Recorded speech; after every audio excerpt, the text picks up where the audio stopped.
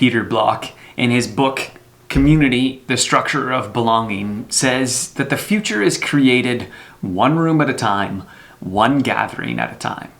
And today we're going to be thinking about what it means to reach into a particular, smaller subset of whatever community it is you are a part of.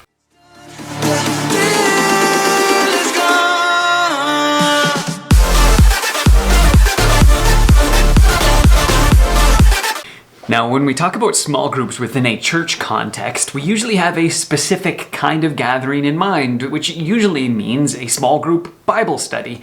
That's not exactly what Peter means. He means a smaller collection of people, fewer than 20, in which there's some way in which people have been invited, they show up because they've been invited, and there's some real and authentic relationships in that space. And in that gathering, you're talking and discussing about different kinds of things and not necessarily constrained to something like Robert's Rules of Order or the normal rules of a business meeting, but you're actually engaging with things together. And he says it is those discussions and those groups that actually are the leverage within which to shift and change a community. He says the small group is where transformation takes place. Large-scale transformation occurs when enough small groups shift to lead the larger change.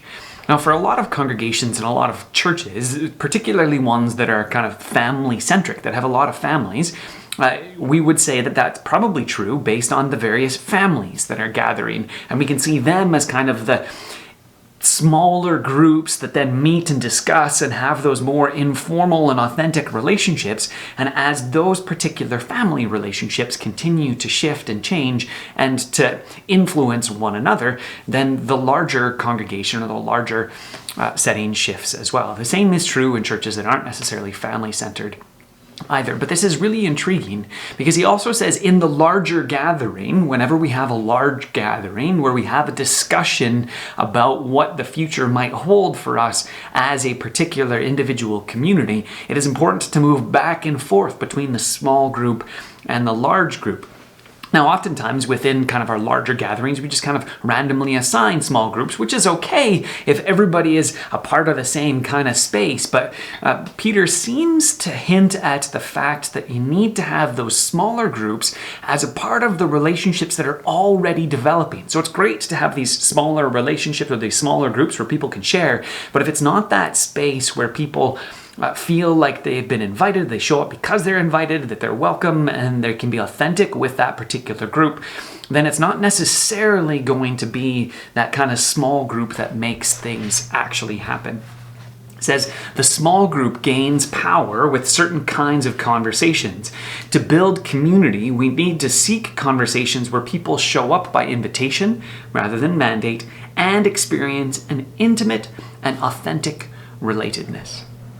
Now, this is something I think that is so important, and this is one of the reasons why, particularly in this time of the pandemic, when our large groups are somewhat scattered and we're not allowed to bring people together, and where we haven't had that kind of conjoining of small groups and large groups, the smaller gathering or that smaller group in which you are a part of, whether that be your family, whether that be a small group Bible study, or whatever that looks like, is a place where I think we need to lean into at the particular moment to help one another and to guide one another and to be reminded as groups that we are here to help influence the larger whole, to remember to reach up to God in worship, in towards each other in love, and then out towards the world in service.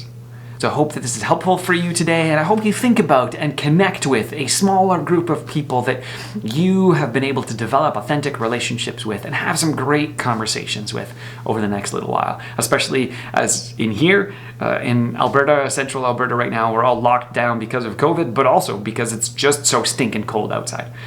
I hope you have a great day and stay warm.